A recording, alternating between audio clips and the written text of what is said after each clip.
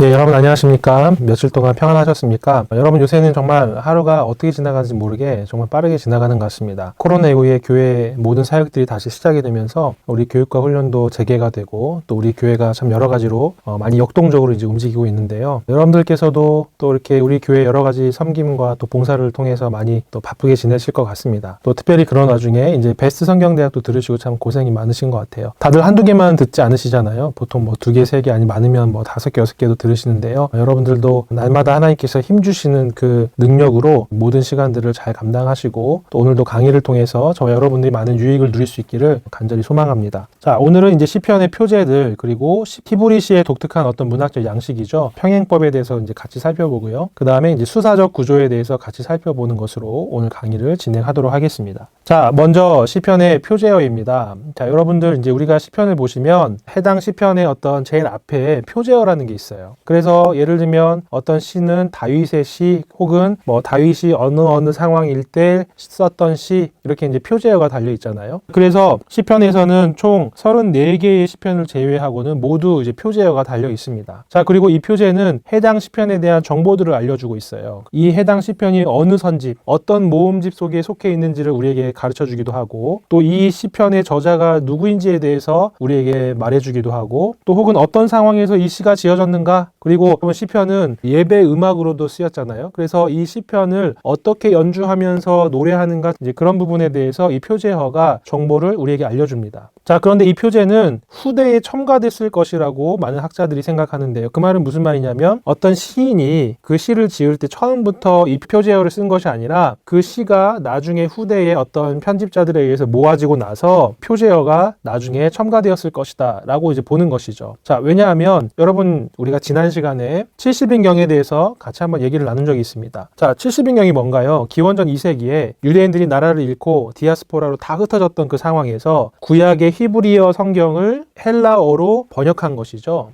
그래서 기원전 2세기에 유대인 랍비들을 모아서 히브리 성경을 이제 헬라어로 번역한 그 성경인데요. 자, 이 70인경에는 시편 1편과 2편을 제외하고는 다 표제어가 있다는 거죠. 자, 이것은 무엇을 의미합니까? 표제어라는 것이 처음부터 고정적으로 있었던 것이 아니라 때로는 들어가기도 하고 빠지기도 하고 하는 어떤 변동적인 것이었고 그래서 우리가 이제 표제어는 후대에 첨가됐을 것이다. 그래서 표제어가 해당 시편에 대한 중요한 정보들을 주긴 하지만 이 표제어까지를 영감된 하나님의 말씀으로 보기는 좀 어렵다. 우리가 이제 그렇게 이해할 수가 있습니다. 자, 그래서 표제는 보여주는 정보에 따라서 다음처럼 이제 분류할 수가 있는데요. 자, 저자나 선집, 이 시를 누가 지었나, 또 어떤 모음집에 있는가 가르쳐 주기도 하고 또 시편의 유형이 어떻게 되는가, 또 제의적 용례나 전문적인 음악 용어들을 통해서 이 시에 대한 정보들을 이제 줍니다. 자, 그 중에서 저와 여러분들이 이 두 가지에 대해서 같이 살펴보려고 합니다. 자, 먼저 이제 저자나 선집을 가리키는 표제들에 대해서 살펴보겠습니다. 자, 여러분 시편 150편 중에서 이 시들을 가장 많이 지은 사람이 누구입니까? 바로 다윗이죠. 그래서 다윗세라고 하는 표제어는 총 73개의 시편에서 우리가 찾아볼 수가 있습니다. 그런데 이 히브리어 전치사 레가요 여러 방식으로 해석이 가능하다는 것이에요. 그래서 우리는 지금 다윗의 그러니까 예를 들면 of David이죠. 다윗의라고 해석을 하지만 사실은 히브리어 전치사를 어떻게 해석할 수 있냐면요. by로 해석할 수도 있고요. belong to로 해석할 수도 있고요. for로 해석할 수도 있고 about으로 해석할 수도 있다는 것입니다. 자, 그러니까 다윗에 의해, 다윗에게 속한, 다윗을 위해, 다윗에 관하여라고도 해석할 여지들이 있다는 거예요. 그래서 여러분 시편 18편을 보시면요. 이 시는 전쟁에서 구원을 감사하는 시인데요. 자, 그런데 이제 이 시의 내용들을 보면은 다윗이 직접 지었다라고 보기보다는 이 전쟁에서 구원을 감사하는 때에 왕이 사용하려고 짓지 않았을까 이렇게 이제 볼 수 있다는 것이죠. 자, 그 다음에 시편 20편 같은 경우는 전쟁의 승리를 구하는 기도인데요. 이것도 마찬가지로 다윗이 직접 이 시를 지었다기보다는 그 전쟁에서 승리를 간구하기 위해서 누군가가 왕을 대신해서 기도하기 위해 지은 시라고 볼 수도 있다는 것입니다. 그러니까 다윗의라고 하는 이 표제어가 유대교와 기독교 전통에서는 다윗이 쓴 시로 이해해 왔지만 사실은 꼭 다윗이 지었다라기보다는 다윗과 관련된 정도로 우리가 이해할 수 있다는 것이죠. 자, 그리고 특별히 그 중에서 13개의 시편은 역사적 표제다 이렇게 얘기합니다. 그러니까 여러분 다윗에 대한 이야기를 담고 있는 성경이 어디입니까? 사무엘상과 사무엘하잖아요. 그래서 실제로 이 시들은 삼상삼하의 내용과 관련이 있는 그런 시들이에요. 그래서 우리가 역사적 표제다 이렇게 이제 이야기를 합니다. 자, 그래서 이제 다음 내용을 보시면요. 이것은 제가 역사적 표제들을 정리한 표예요. 그래서 시편 3편은 어떻죠? 다윗이 누구를? 압살롬을 피해서 도주할 때 지었던 시다. 그래서 사무엘하 15장, 16장의 내용과 관련이 있는 시죠. 자, 그 다음에 또 유명한 시가 뭡니까? 시편 51편이죠. 다윗이 밧세바를 범하고 나서 나단 선지자의 책망을 듣고 그가 회개하면서 지었던 시예요. 그래서 이 내용은 사무엘하 12장의 내용과 관련이 있다. 자, 그런데 여러분 어떻습니까? 자, 시편 3편부터 63편까지는 시편 몇 권에 있는 시인가요? 예, 1, 2권에 있는 시예요. 그리고 시편 142편은 5권입니다. 그러니까 역사적 표제를 달고 있는 거의 대부분의 시가 1, 2권에 있고 딱 한 편만 이제 5권에 있다는 것이죠. 자, 그 다음에 이제 두 번째로 이제 많은 시가 바로 아사베라는 표제를 가진 시들입니다. 자, 이 표제를 가진 시편은 모두 12편이 있고요. 시편 50편을 제외하고는 모두 시편 73편에서 83편까지 그룹을 형성하면서 편 속에 있다. 그러니까 아삽의 모음집의 형태로 시편 3권에 이제 들어가 있는 것이죠. 자, 그렇다면 이 아삽이 누구였는가? 자, 아삽에 대한 이제 몇 가지 정보들이 구약 성경에 이제 있는데요. 대상 25장 1절의 말씀입니다. 자, 다윗이 군대 지휘관들과 더불어 아삽과 헤만과 여두둔 쭉 이렇게 있고 신령한 노래를 하게 했다 이렇게 돼 있어요. 그러니까 이제 이 아삽이 누구냐면 아마도 다윗 시대에 노래를 짓고 노래하는 사람이었을 것이다 생각해 볼 수가 있습니다. 자, 그런데 여러분 이 아사베라고 하는 그 시들이 모두 다 아삽이 지었다고는 좀 보기 어려워요. 왜냐하면 이 시편 74편과 79편을 보시면요. 이 시들은 주전 586년에 성전 파괴되는 상황을 반영하고 있어요. 그러니까 이제 이 시들은 성전이 파괴됐거나 아니면 그 파괴된 상황들을 회상하면서 지은 시라는 것이죠. 그래서 이것은 무슨 뜻일까요? 아마 이 아삽이라고 하는 표제는요. 꼭 다윗 시대의 사람, 그 아삽을 지칭한다기보다는 아마 아삽의 직분을 이어받았거나 아니면 아삽의 자손이거나 그래서 노래를 짓고 노래하는 그런 성전 음악가 협회에서 나왔다고 보는 것이 조금 더 합리적이라는 것이죠. 또 아삽의 시들의 특징 중에 하나가 뭐냐면 하나님의 심판이라고 하는 주제가 아주 다양한 형태로 등장한다는 것입니다. 그래서 어떤 학자는 또 이 부분을 보면서 아삽의 이 시들이 선지자 전통에서 나온 시가 아닌가라고도 또 그렇게 추측을 합니다. 어쨌든 여러분 이 시편 73에서 83편까지가 3권에 있는 내용인데 하나님의 심판이란 주제와 또 이스라엘의 어떤 멸망 파괴와 비슷한 내용을 담고 있는 거죠. 자, 그 다음에 이제 세 번째는 고라자손네라고 하는 표제를 달고 있는 시편들이 있다는 것입니다. 자, 이 시편은 모두 11편이 있고요. 세 그룹에 등장을 합니다. 먼저는 42편부터 49편까지 2권이죠. 그 다음에 84, 85, 87, 88 여기는 이제 3권에 담겨져 있습니다. 자, 그런데 이제 이 고라자손의 시편들은 모두 내용상 시온산과 관련이 있고 시온성을 아무도 침범할 수 없다는 사실을 강조한다는 거예요. 자, 여러분 그런데 시온산 혹은 시온성은 뭘 의미합니까? 예, 솔로몬 성전이 세워져 있던 곳이 바로 시온산이었어요. 그러니까 이 고라자손의 시편들은 아마 솔로몬 성전 예배와 관련되지 않았을까라고 우리가 생각해 볼 수 있는 거죠. 자, 특별히 이제 고라자손에 대한 몇 가지 정보들이 있는데요. 예를 들면 역대상 26장 1절을 보시면 고라자손은 성전 문지기로 이제 등장을 합니다. 자, 그리고 역대하 20장 19절을 보시면 여호사밧이 통치할 때 성전에서 노래하던 자들이 바로 고라자손이었다라고 하는 성경 구절도 있습니다. 그러니까 이 고라자손의 시는 솔로몬 성전에서 예배할 때 썼거나 아니면 어떤 그런 찬양들을 모아놓은 시일 것이다. 그리고 예루살렘의 기원이 있을 것이다 라고 우리가 그렇게 생각할 수 있다는 것입니다. 자, 그 다음에 이제 네 번째는 솔로몬에라고 하는 표제가 달려있는 시들이 있어요. 예, 시편 72편과 127편이 바로 솔로몬에라는 표제가 붙었습니다. 자, 그런데 이 127편은요 포로기 이후에 지어졌을 것이라고 우리가 생각이 돼요. 자, 그리고 이 두 시편 모두 다 솔로몬 시대보다는 그 후에 이제 내용들을 담고 있습니다. 그러니까 어떻습니까? 우리가 아까 앞에서 다윗의라고 하지만 히브리어 전치사 레가 다양하게 해석될 수 있다고 그랬죠. 그러니까 여기도 마찬가지로 솔로몬을 위해서 혹은 솔로몬에 대해서 솔로몬에 관해서 그래서 이 시들은 솔로몬에 관련된 후대에 지어진 시다라고 우리가 이렇게 볼 수 있다는 것이죠. 자, 그 다음에 시편 88편과 89편은 에스라 사람 에단 또 헤만이라고 하는 사람이 지었다는 표제가 달려 있습니다. 자, 에단과 헤만이 누구였는가? 열왕기상 4장 31절을 보시면 그는 모든 사람보다 지혜로워서 에스라 사람 에단과 마올의 아들 헤만이 있었다라고 이제 하는 성경 구절이 있거든요. 그러니까 아마도 이 에단과 헤만이라는 사람은요 솔로몬 시대에 살았던 유명한 현인이었을 것이다라고 우리가 생각할 수 있다는 것이죠. 자, 아마도 에단이나 헤만은 혹은 솔로몬 곁에서 왕에게 자문을 주고 또 조언을 해주는 그런 현인이었을 수도 있고, 아니면 당대의 이스라엘 사람들이 존경하고 어떤 조언을 들으려고 하는 그런 지혜자였던 것으로 보입니다. 아무튼 시편 88, 89편은 이 에단과 헤만이 지은 시다라는 이제 표제가 있는데요. 또 공교롭게도 여러분 88, 89편은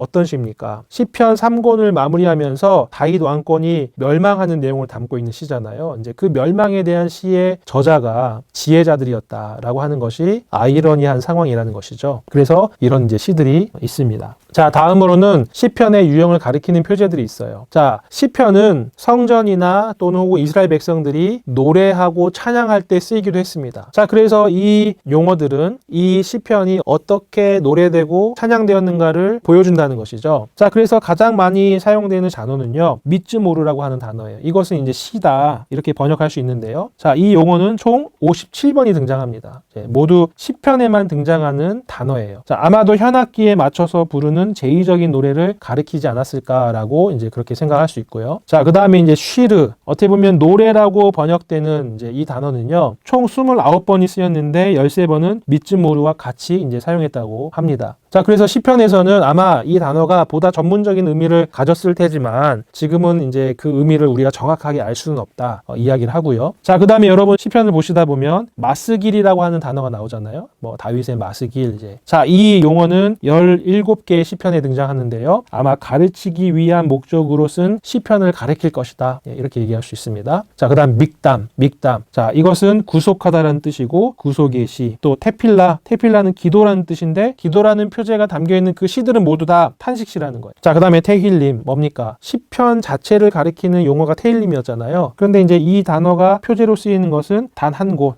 바로 찬양의 노래 시편 145편 여기에 이제 등장을 하고요. 자, 시가용 이것은 시편 7편에만 등장하는 단어인데 울부짖다. 그래서 탄식시. 자, 그 다음에 쉬르 예디옷 시편 45편에만 등장하는 사랑의 노래, 왕의 결혼식을 담고 있는 그 시죠. 자, 그 다음에 쉬르 한마예롯 시편 120편부터 134편이 성전에 올라가면서 부르는 노래인데 그 표제어가 바로 쉬르 한마예롯이라는 것입니다. 그래서 이렇게 9가지가 시편의 유형을 가리키는 이제 표제들입니다. 자, 그 다음에 이제 우리가 다음으로 살펴볼 것은요, 히브리시의 평행법이라는 것입니다. 자, 여러분 이제 평행법이 무엇이냐? 자, 평행법이라는 것은 히브리시의 독특한 문학적 이제 기법이라는 거죠. 자, 그래서 여러분 시편 6편 1절과 2절의 예시를 보시면요. 자, 우리가 가지고 있는 성경에는 1절, 2절 이렇게 이제 쭉 펼쳐져서 이제 기록이 되어 있지만 영어 성경만 보더라도 한 절이 이렇게 나눠져서 배치가 되어 있습니다. 자, 그래서 우리가 보시면요. 여호와여 주의 분노로 나를 책망하지 마시오며 주의 진노로 나를 징계하지 마옵소서. 자, 어떻게 보면 같은 구조, 주의 분노로 밑에 주의 진노로, 그 다음에 나를 책망하지 마소서, 징계하지 마소서, 같은 구조와 같은 내용을 가진 두 개의 구가 나란히 배치되어 있다. 이게 바로 이제 평행법이라는 것이거든요. 자, 그래서 우리가 평행법을 때론 대구법이라고도 표현하기도 합니다. 그래서 여러분들 이제 구약에 관련된 책들을 보시면 어떤 책은 시편의 평행법 이런 용어를 쓰기도 하고 또 시편의 대구법이다 이제 이런 용어를 쓰기도 하는데 사실은 같은 내용이에요. 같은 내용. 자, 대구법이라는 것은 앞문장과 뒷문장이 서로 짝을 이루어서 구성하는 표현 기법이죠. 그래서 우리나라 속담에도 이 대구법이 많이 등장합니다. 호랑이는 죽어서 가죽을 남기고 사람은 죽어서 이름을 남긴다. 콩 심은 데 콩 나고 팥 심은 데 팥 난다. 어떻습니까? 앞과 뒷 문장이 서로 쌍을 이룬다는 것이죠. 그래서 비슷한 내용을 전달하면서 메시지를 전달하는 사람이 더 메시지를 강조하는 그런 효과를 가지고 있는 문학적 기법이에요. 자, 그래서 오늘날 일반 문학에서도 이 평행법은 자주 사용되는 문학적 기법인데요. 특별히 히브리시에도 아주 많이 사용되는 기법이라는 것입니다. 자, 그래서 우리가 히브리시의 평행법을 이해하기 위해서는 행과 연과 콜론이라고 하는 개념을 이해해야 될 필요가 있어요. 자, 여러분 우리가 시에서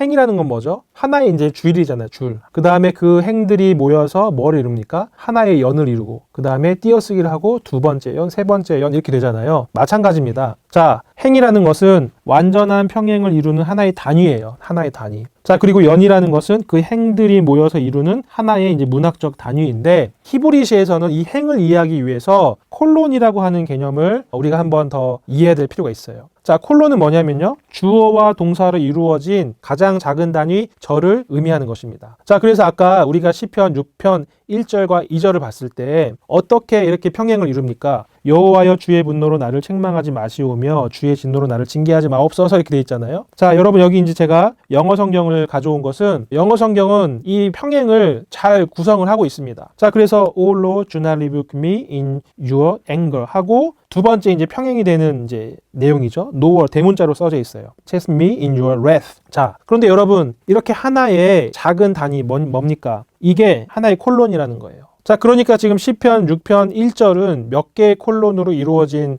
행입니까? 예, 콜론 2개로 이루어져 있어요. 그래서 이중 콜론이에요. 자, 그런데 때로는 어떤 시편의 그 행은 3개의 콜론으로 하나의 연을 구성하기도 합니다. 아니면 콜론이 하나밖에 없는 연도 있어요. 자, 그래서 이 콜론이라고 하는 개념이 우리가 이 평행법을 이해하는 데 있어서 아주 중요한 이제 개념이다. 자, 그리고 우리가 이제 연을 보통 영어로 이제 스트로피라고도 하는데요. 그런데 이제 시편을 연구하는 학자들은 이 스트로피라고 하는 단어와 연이 아주 같지는 않다. 스트로피라고 하는 개념과 연을 따로 구분하기도 하지만 사실은 그 구분이 이제 명확하지는 않다는 거예요. 그래서 예를 들면 시편 25편 같은 경우는 지금 총 7개의 스트로피로 되어 있어요. 그래서 1절부터 3절까지, 4절에서 7절까지, 8에서 10절, 그리고 쭉 이어져서 9절에서 21절, 이런 식으로 이제 문학적 어떤 주제들이 진행이 된다는 것입니다. 그래서 우리가 행, 연, 콜론에 대해서 이제 살펴봤고요. 자, 그런데 우리가 이 평행법을 분류하면 크게 이제 3가지로 분류할 수 있다는 거예요. 자, 먼저는 동의적 평행법이라는 게 있습니다. 자, 동의적 평행법은 뭐냐면요, 2개의 다른 그러나 밀접하게 관련된 일련의 단어를 사용해서 2개의 다른 식구의 똑같은 생각을 반복하는 것이다. 자, 우리가 예시를 한번 보겠습니다. 시편 2편 1에서 3절인데요. 어떻죠? 어찌하여 이방 나라들이 분노하는가? 그리고 민족들이 헛된 일을 꾸미는가? 자, 나라들에 대한 내용이 반복이 되죠. 자, 그 다음에 세상의 군왕들이 나서고 관원들이 서로 꾀한다. 예, 군왕과 관원, 어떻게 보면 좀 비슷한 내용이죠. 자, 그 다음 여호와, 그들이 이제 누굴 대적하냐? 여호와와 그의 기름 부은 자. 예, 같은 내용이 반복이 됩니다. 그 다음에 그들의 맨 것을 끊고 결박을 벗어버리자. 어떻습니까? 2개의 다른 그러나 밀접하게 연관된 단어를 사용해서 2개가 다른 식구의 똑같은 생각을 반복하는 거예요. 그게 바로 동의적 평행법입니다. 자, 그런데 이제 두 번째는 반의적 평행법이라는 게 있어요. 자, 반의적 평행법이라는 호칭은 동의적 평행법과 정반대 역할을 하는 것으로 오해될 수 있으나 역할은 동의적 평행법과 비슷하다라는 것입니다. 그러니까 이 반의적 평행법은요, 서로 반대되는 내용을 말하는 것처럼 보이는데 사실은 두 번째 식구가 첫 번째 식구와 동일한 생각을 표현한다는 거예요. 자, 예시로 잠언 10장 1절이 있습니다. 자, 솔로몬의 잠언이다. 어떻습니까? 지혜로운 아들은 아비를 기쁘게 하려니와 미련한 아들은 어미의 근심이니라. 어떻습니까? 지혜로운 아들, 미련한 아들 서로 대비시키고 있죠. 자, 그런데 이 2가지가 다른 의미를 얘기하는 게 아니고요, 똑같은 내용을 강조한다는 겁니다. 즉 뭡니까? 지혜로워라. 지혜로워야 너희 부모를 기쁘게 한다 라는 같은 내용을 담고 있는데 겉으로 표현되는 양식은 서로 반대가 되는 내용처럼 보인다는 것이죠. 바로 반의적 평행법입니다. 자, 그 다음에 이제 3번째는 종합적 평행법이라는 게 있어요. 자, 이것은 뭐냐면요, 2번째 식구가 첫 번째 식구를 완성시키거나 보완한다는 거예요. 자, 그런데 이제 이 종합적 평행법이 좀 어려운 이유는 전혀 대꾸를 이루고 있지 않은 것처럼 보인다는 거예요. 자, 예를 들면 시편 2편 6절을 보겠습니다. 내가 나의 왕을 어떻게 내 거룩한 산 시온에 세웠다 하시리로다. 어떻습니까, 여러분? 앞에 있는 예들과는 다르게 대꾸를 이루지 않잖아요. 대신에 내용은 종합시키죠. 보완하죠. 어떤 왕이 있었는데 그 왕을 내가 세웠다는 거예요.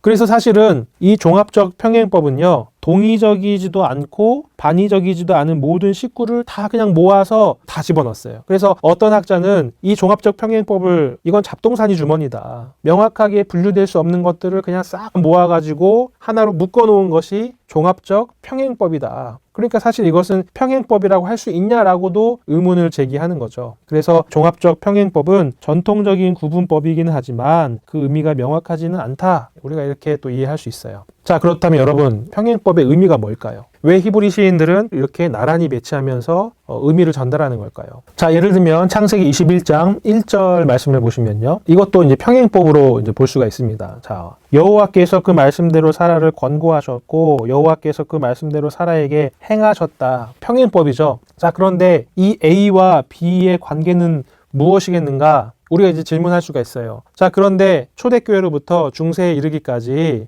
초기의 견해라고 불리는 것은 이 A와 B는 서로 다른 내용이다 라고 봤다는 거예요. 자, 어떤 라피 주석가는 이렇게 생각을 했어요. 이 구절을 이제 주석을 하면서 하나님은 말을 헛되이 하지 않는 분이시다라는 그 원리에 입각해서 A, 즉 하나님께서 사라에게 권고하신 내용이 무엇이고 또 여호와께서 그 말씀대로 사라에게 행하신 내용이 무엇인가를 각각 따로따로 사색했다는 것이죠. 그러니까 하나님께서 사라에게 말씀하신 것을 이루기 위해서 하나님은 이삭을 주셨고 그 이삭을 사라가 젖을 물리고 키우게 하는 것은 그 말씀이 이루어진 것을 이제 행하시는 것이다. 뭐 이렇게 이제 해석을 했다는 거예요. 그러니까 어떻습니까? A와 B는 서로 다르다는 거예요. 다르다. 이렇게 이제 이해하는 것이 바로 초기의 견해였어요. 그런데 여러분, 1750년 영국 옥스퍼드의 로버트 로우스라고 하는 사람이 평행법 해석에 있어서 혁명적인 변화를 가져왔습니다. 자, 이 로우스는 뭐라고 얘기했냐면요. A와 B는 서로 다른 것이 아니라 같은 것을 두 번 말하면서 강조하는 것이다. 이렇게 이제 평행법을 해석할 수 있는 원리를 제시했다는 거예요. 그러니까 지금 아까 창세기 21장 1절 같은 경우도 하나님께서 별개의 두 가지를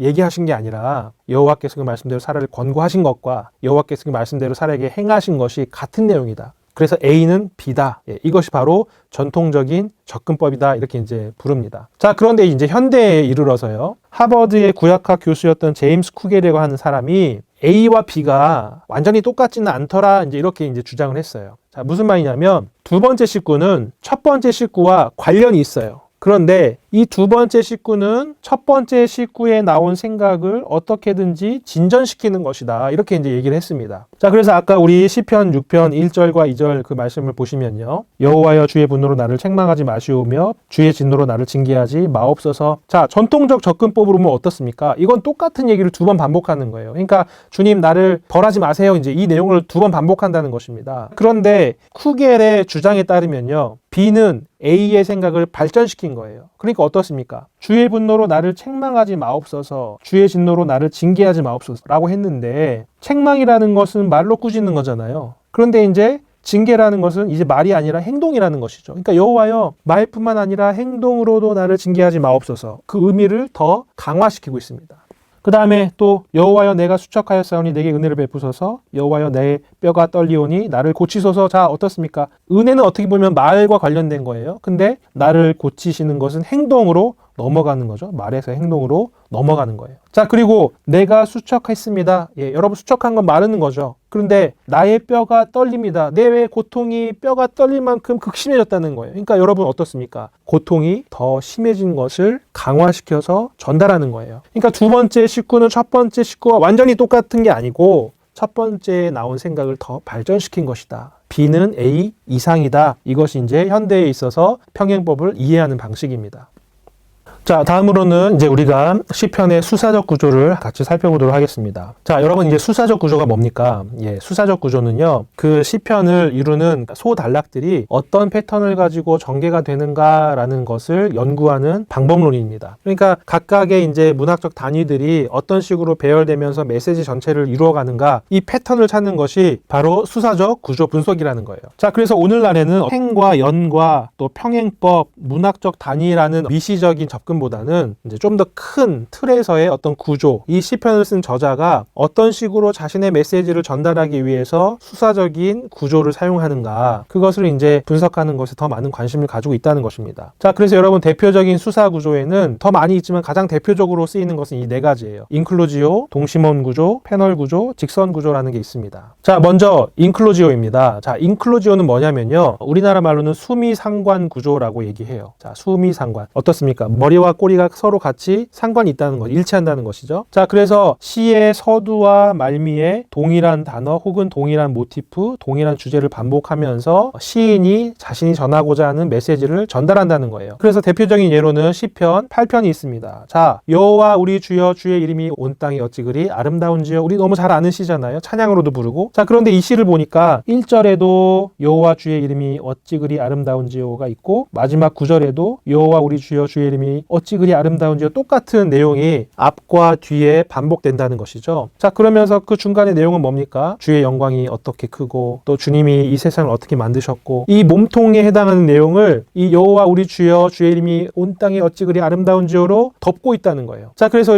우리가 이 인클로지오 구조를 때로는 봉투 구조라고도 말을 합니다. 봉투 어떻습니까? 이렇게 싸서 탁 닫는 거죠. 그래서 이 인클로지오에서는 핵심 메시지가 앞과 뒤, 동일한 단어, 모티프, 주제 거기에 담겨 있다는 것이죠. 자, 그런데 이제 이 인클로지오는요, 좀 더 작은 단락 안에서도 나타날 수가 있습니다. 자, 시편 25편 12절에서 14절을 보시면요, 이 작은 단위 안에서의 서두와 말미에 경외라고 하는 낱말을 배치함으로써 단락을 구분시키기도 하고 이 단락의 중심 주제나 내용이 무엇인가를 더 명확하게 전달하는 거죠. 자, 그래서 여호와를 경외하는 자가 누구냐? 또 여호와의 친밀하심이 그를 경외하는 자들에게 있을 것이다. 그래서 이 단락의 주제는 뭡니까? 여호와를 경외하는 자. 이렇게 이제 내용을 전달할 수 있다는 거죠. 자, 그 다음에 이제 두 번째 우리가 살펴볼 수사적 구조는 동심원 구조 혹은 교차대구 구조라는 것이 있습니다. 자, 아마도 작년 베스트 성경대학 강의를 들으신 분들은 이제 이 구조는 좀 더 익숙하게 알고 계실 거라고 생각을 합니다. 그래서 소예언서들이 12개가 있는데 그 12개가 이렇게 동심원 구조를 이루고 그 가운데에 미가서가 있다. 이렇게 한번 여러분 들은 적이 있으시죠? 자, 그래서 이제 시편 1편을 보시면 시편 1편을 동심원 구조로 우리가 배치를 하면 어떻게 되냐면요, 1절에도 악인과 대조되는 의인의 길이 나와요. 자, 그 다음에 6절을 보시면 의인과 대조되는 악인의 길,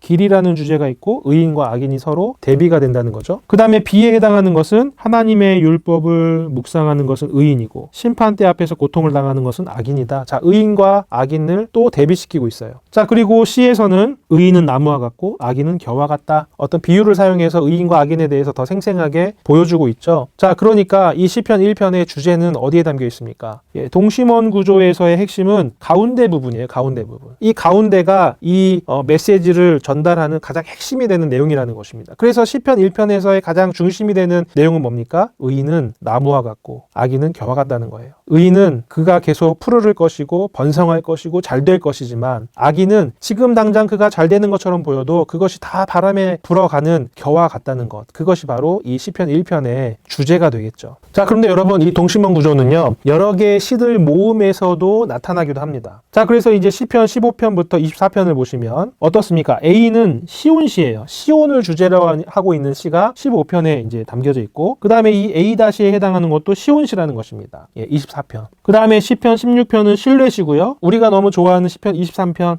실뢰시예요. 이런 식으로 해당 시편의 장르들을 기준으로 이렇게 배치를 했다는 거예요. 그래서 이게 이제 동심원 구조를 이루고 그 동심원 구조의 중심에 뭐가 있느냐? 바로 뭐죠? 율법시.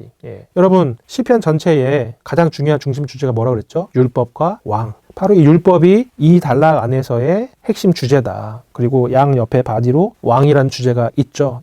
그래서 시들 모음에서는 바로 핵심이 시편 19편이다. 이제 이렇게 우리가 찾아낼 수 있다는 것입니다. 자, 그 다음에 이제 우리 세 번째는 패널 구조라는 게 있습니다. 자, 패널 구조는 뭐냐면요, A, B, C 이렇게 있고 A-, B-, C- 형태로 구성되어 있는 거예요. 그러니까 평행을 이루는 앞에 평행구가요, 뒤에서 더 발전되는 효과를 이제 가진다. 이런 구조가 이제 패널 구조라는 거예요. 자, 그래서 시편 47편을 보시면요, 패널 구조로 되어 있는 전형적인 시입니다. 자, 47편 1절 하나님을 찬양하자. 그리고 6절 하나님을 향한 찬양이라는 주제가 A-, 그 다음에 자, 여호와가 왕이시다. 왜 찬양해야 되냐? 여호와가 왕이시기 때문이다. 또 이스라엘이 열국을 다스리게 하실 것이다. 또 B- 하나님이 세상의 왕이시다. 열국의 방백들이 모일 것이다. 이렇게 이제 전개가 되고 있죠. 자, 그런데 이 패널 구조에서의 핵심은 어디에 있냐면요, 바로 마지막 단락 D-가 핵심 메시지다. 그러니까 어떻게 됩니까? 우리가 하나님을 찬양하는데 그 이유가 뭐냐? 여호와가 왕이시고 그가 열국을 이스라엘로 하여 다스리게 하실 것인데 찬양 가운데 하나님이 올라가신다. 또 하나님이 높임을 받으신다. 그러니까 우리가 왕이신 그 하나님을 찬양하자. 이게 바로 시편 47편의 핵심 메시지라는 거예요. 하나님이 왕으로 통치하실 것이기 때문에 우리의 현실이 어려울지라도 하나님을 신뢰하고 하나님을 찬양할 것을 촉구하는 것. 그것이 바로 이 시편 47편의 가장 중심이 되는 메시지라는 것입니다.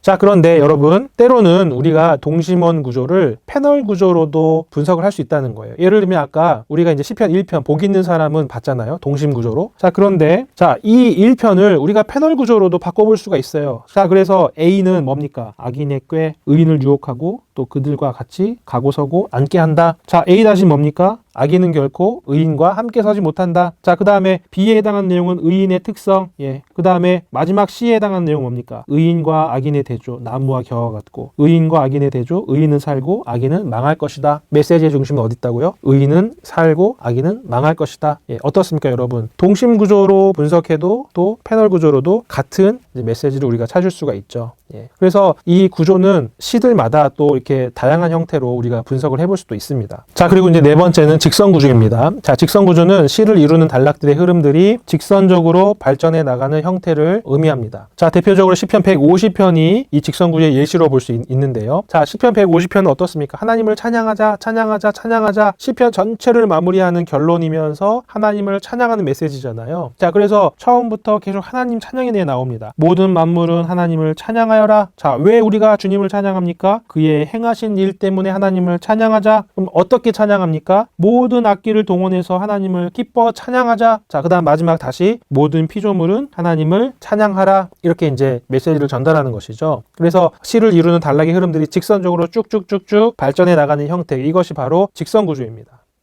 자, 그래서 여러분 이제 우리가 오늘 시편의 표제어와 문학적 양식을 살펴봤는데요. 이제 전체 메시지를 정리하고 또 적용하면서 마무리를 짓도록 하겠습니다. 자, 우리가 이제 지난 시간에 장르를 살펴봤고요. 오늘은 우리가 히브리시의 문학적 양식을 살펴봤는데요. 자, 여러분 어떻습니까? 저는 이제 이 문학적 양식을 보면서 성경은 하나님의 책이자 인간의 책이다라는 생각이 들었습니다. 자, 하나님께서는요, 당신의 메시지를 우리에게 전달하시지만 그것을 우리가 이해할 수 있는 언어와 또 그 당대의 어떤 문학적 양식과 방법들을 사용하셔서 우리가 훨씬 더 잘 이해할 수 있는 언어로 하나님의 메시지를 주신다는 것입니다. 자, 그래서 이 평행법이라든지 수사구조라는 것은 당시 이스라엘 사람들이 살았던 그 고대 근동에서 메시지를 주고받는 방식이었다는 거예요. 그래서 하나님은 하나님의 그 말씀을 우리 인간이 이해할 수 있는 언어로 그렇게 말씀하셨다는 것이죠. 여러분, 그래서 만약에 하나님이 지금 오늘날에도 우리에게 하나님의 말씀을 계시를 주신다면 저는 아마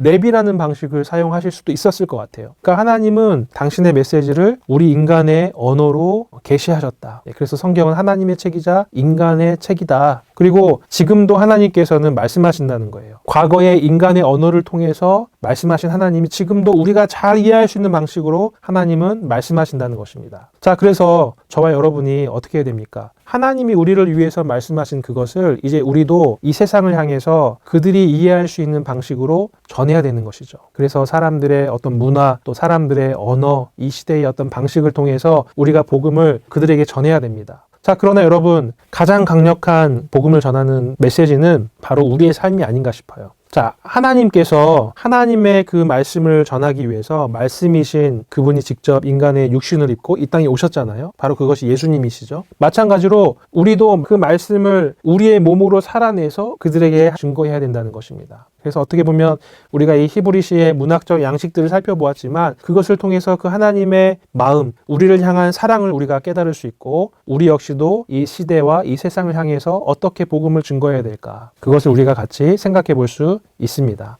자, 그러면 오늘도 우리가 퀴즈를 풀고 오늘 전체 이제 강의 메시지를 정리하도록 하겠습니다.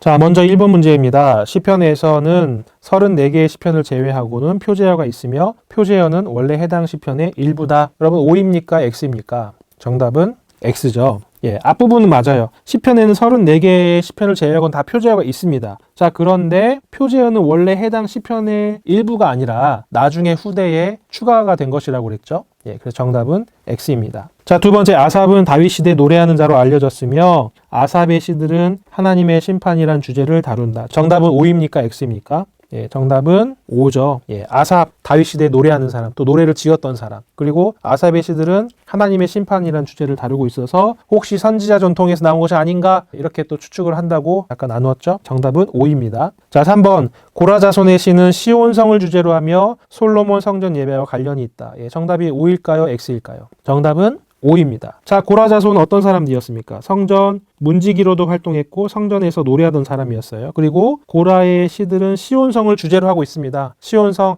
예루살렘 성전이 있는 곳, 그러니까 솔로몬 성전 예배와 관련이 있다. 이렇게 이제 살펴봤고요.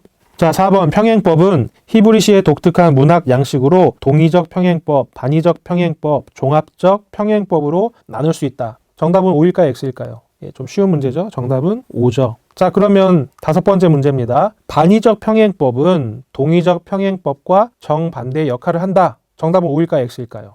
예, 정답은 X입니다. 자, 아까 제가 뭐라고 말씀드렸죠? 겉으로 보기에는 반대의 역할하는 것처럼 보이지만 둘 다 역할은 같다라고 얘기했죠. 앞에 있는 내용을 강조하는 것입니다. 예, 그래서 정답은 X. 자, 6번. 현대적 관점에서 A는 B이다. 평행법에서 A와 B는 같은 의미를 가진다고 본다. 정답은 O일까요, X일까요? 예, 정답은 X죠. 단서는 현대적 관점에서라고 했습니다. 자, A와 B가 같다라고 봤던 것은 전통적인 관점이었어요. 같은 내용을 말하고 있다. 그런데 현대적 관점은 뭐라고 얘기했죠? B는 A 이상이다. 즉, B는 A의 내용과 관련은 있지만 A의 내용을 더 깊게 진전시킨 것이다 라고 우리가 아까 같이 살펴봤죠. 자, 마지막 7번입니다. 동심원 구조, 교차대구 구조에서 메시지의 핵심은 서두와 말미인 A, A-에 있다. 예, 정답은 O일까요, X일까요? 정답은 X입니다. 자, 동심원 구조에서 메시지의 핵심은 어디 있다 그랬죠? 가운데. 그러면 메시지의 핵심이 서두와 말미인 A, A-에 있는 건 뭐라고 했습니까? 인클루지오라고 그랬죠? 인클루지오.